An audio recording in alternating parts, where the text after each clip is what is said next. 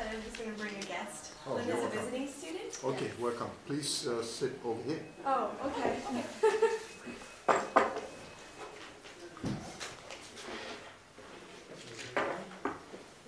Visiting from where? Well, I'm originally from Beijing. Oh, Yeah. but right now?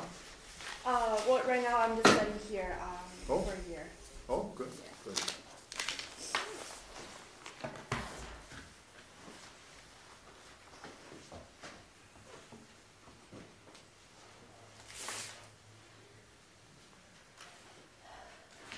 So, thesis handed in? Thesis is handed in.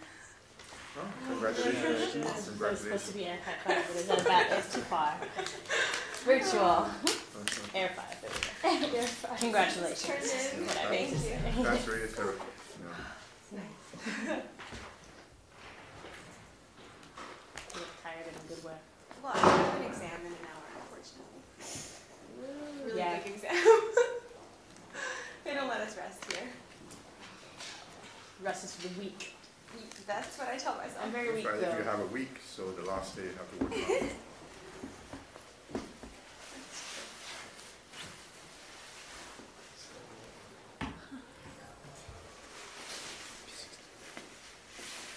Do you get spring break again? Should you get your I'll thesis be in on busy. time?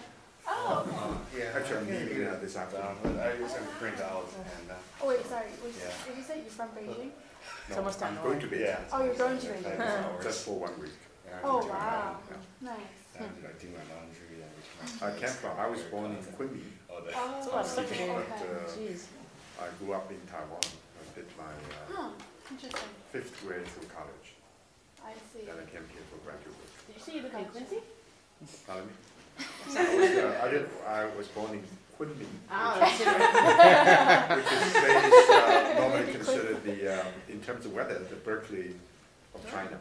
So all 4 seasons are spring-like. That doesn't sound so bad. Oh, that's nice. A lot of Anthony's got some Oh yeah, that's good.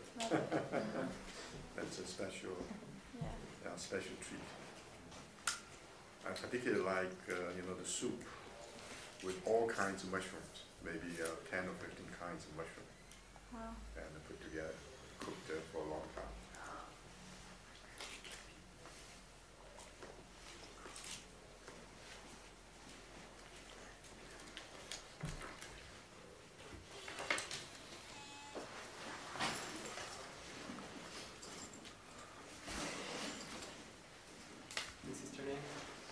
You?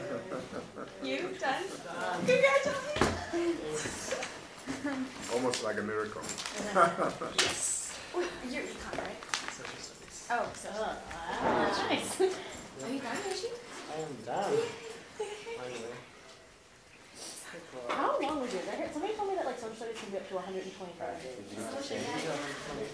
Jeez. Somehow I'm the one that Still, 90 is a lot. a lot of USB. Do you know if there's like a site where you find out what it is for each concentration? Because I couldn't find it. That's the part of it. Website. I don't know, I couldn't find it Like online. for quantitative though, it doesn't matter. Yeah. Yoshi, did you turn it on? Yeah, yes, you did. Like for econ, there's no. Uh, But I'm in archaeology. well, let's begin. Oh.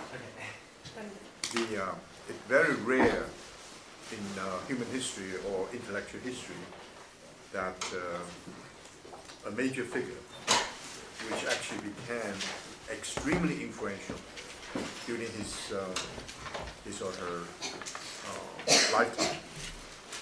Sometimes it takes a few generations for people to realize what happened, but very rare that a major figure that emerged that exerted profound influence in his time and continued. Normally some people were very popular, very influential, then sort of faded away. And in terms of Zhu Xi, not only he emerged as a major thinker, he had tremendous influence, and the influence became more and more pronounced.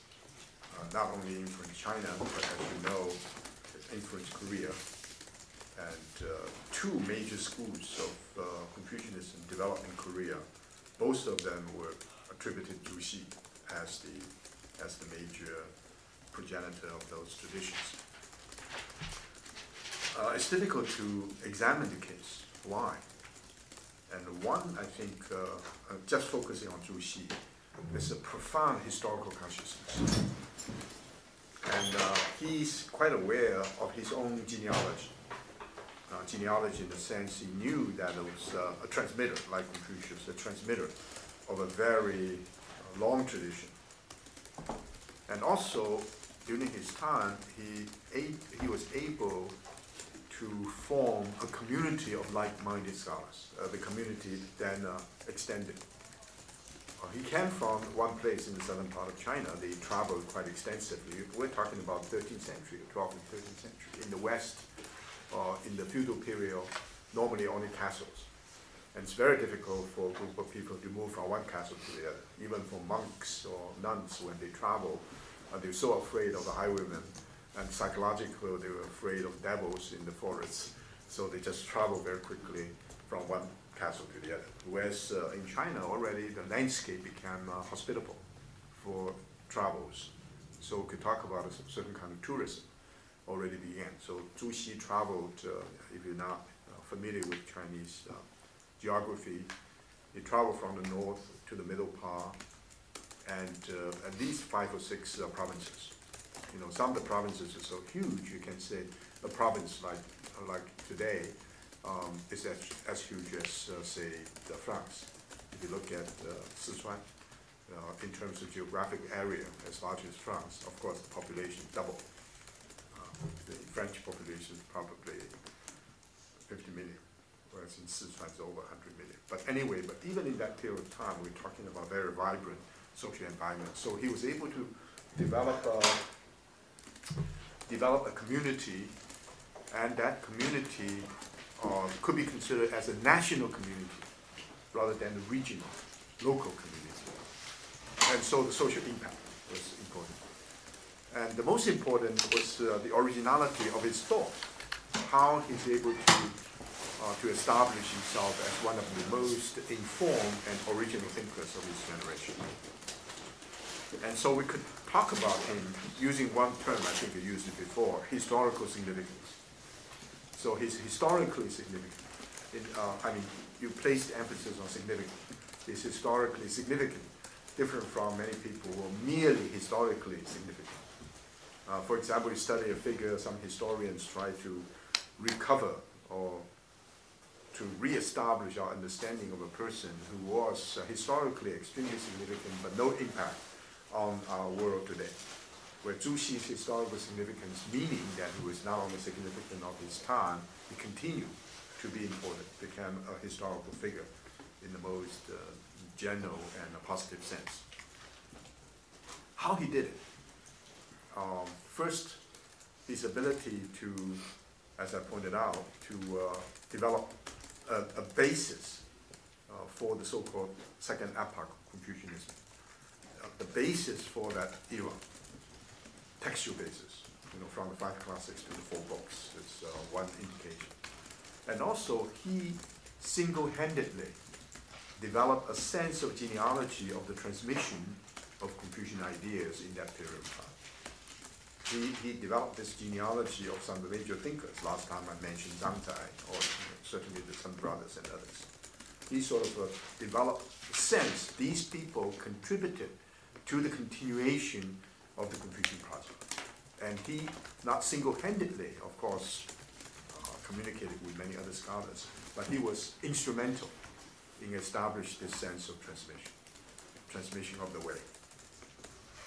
And he coined some ideas, or he tried to, you know, some ideas were floating around, probably underneath principal Buddhism. These ideas did not even appear in classical Confucian thought. And one, of course, I used the term principle or pattern, Li. Well, unfortunately for transliteration, this word Li is exactly the same as propriety and ritual. But these are two very different words. Maybe I should do just one thing here to give you a sense. One is the pattern, which means the principle. The other one is the ritual. You have to do it in the classical sense. The modern sense is this. These are